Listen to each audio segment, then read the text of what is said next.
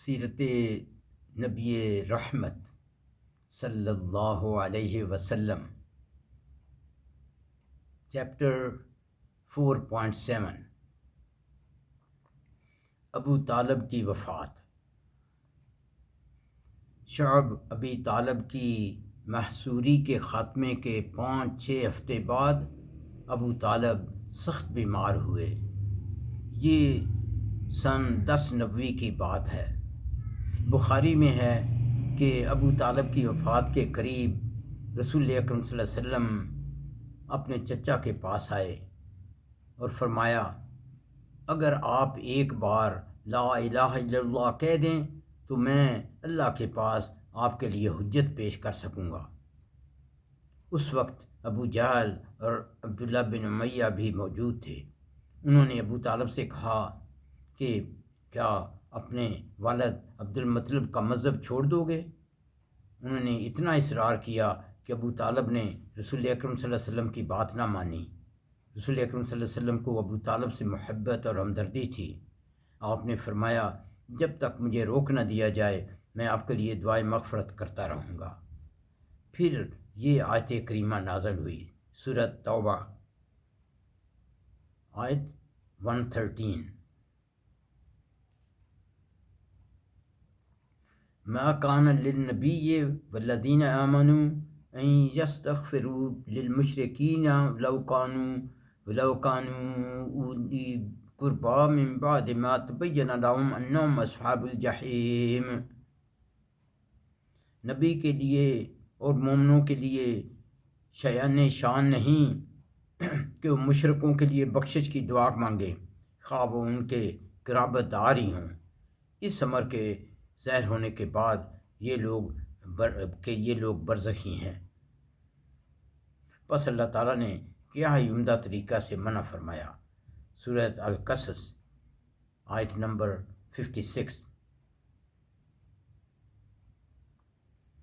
انک لا تہدی من احببت ولکن اللہ یہدی من یشاء وَهُوَ أَعْلَمُ بِالْمُهْتَدِينَ۔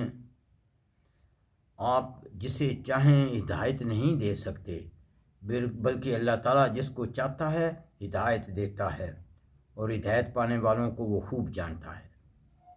حضرت عباس نے رسول اکرم صلی اللہ علیہ وسلم سے کہا کہ ابو طالب آپ کی حفاظت کرتا تھا، آپ ہی کے لیے لوگوں پر غصہ ہوتا تھا، کیا آپ اپنے چچا کے کام آئے؟ آپ صلی اللہ علیہ وسلم نے فرمایا کہ وہ جہنم کے کنارے پر ہوگا، اگر میں نہ ہوتا تو وہ جہنم کے سب سے گہرے گڑھے میں ہوتا۔ یہ حدیث بخاری میں ہے۔ دوسری روایت میں ہے، قیامت کے دن ابو طالب کو آگ کے سینڈل پہنائے جائیں گے جس سے اس کا دماغ کھولے گا۔ یہ دلچسپ بات ہے کہ رسول اکرم صلی اللہ علیہ وسلم کے جن چچوں کے نام اچھے تھے، یعنی عباس اور حمزہ، دونوں کے معنی ہیں شیر، عباس کے معنی شیر، حمزہ کے معنی شیر، وہ ایمان لائے، وہ دونوں چچا ایمان لائے۔ اور جن کے نام اچھے نہیں تھے، یعنی ابو لہب جس کا اصل نیم عبد العزیٰ تھا، اور ابو طالب جس کا اصل نیم عبد المناف تھا، وہ ایمان نہ لائے۔ ابو طالب کی زندگی کے آخری لمحات میں حضرت علی ان کے پاس گئے۔ انہوں نے رسول اکرم صلی اللہ علیہ وسلم کو اطلاع دی کہ ان کے چچا فوت ہو گئے ہیں۔